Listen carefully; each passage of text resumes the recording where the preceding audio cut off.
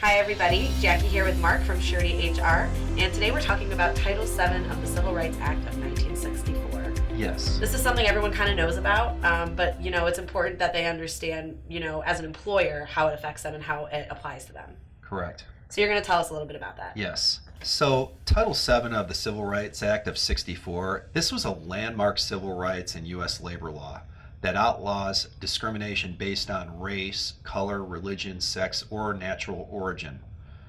All employers with 15 or more employees have to comply, and compliance is mandatory to be considered an equal opportunity employer and avoid discrimination according to protected characteristics.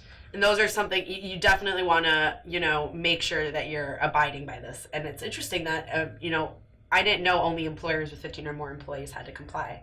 Yes, you're under the radar with 15 or less employees, but many employers that have 15 or more aren't even aware that they have to comply with this. Wow. So it's really important to hit on these points here. Mm-hmm. And there is an actual EEO-1 report that needs to be submitted for employers. They must file it if you have over 100 employees, or if you have less than 100 employees, but you're owned or affiliated with a controlled company that has 100 or more employees overall. Yeah. And then you also have to file this report if you have 50 or more employees and you have a federal contract, a subcontract worth more than $50,000. Okay.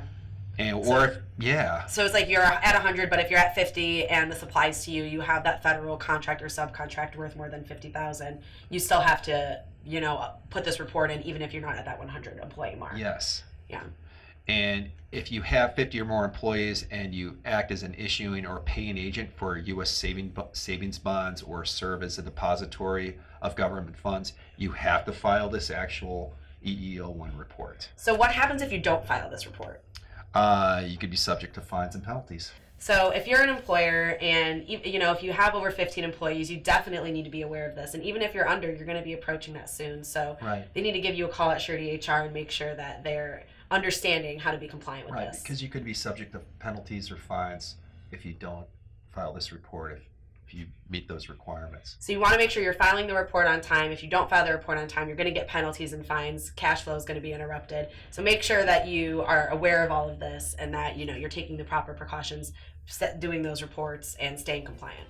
Very important. All right, so you guys can visit them online to learn more or contact them for information at suretyhr.com. Thanks so much, Mark. Thank you, Jay.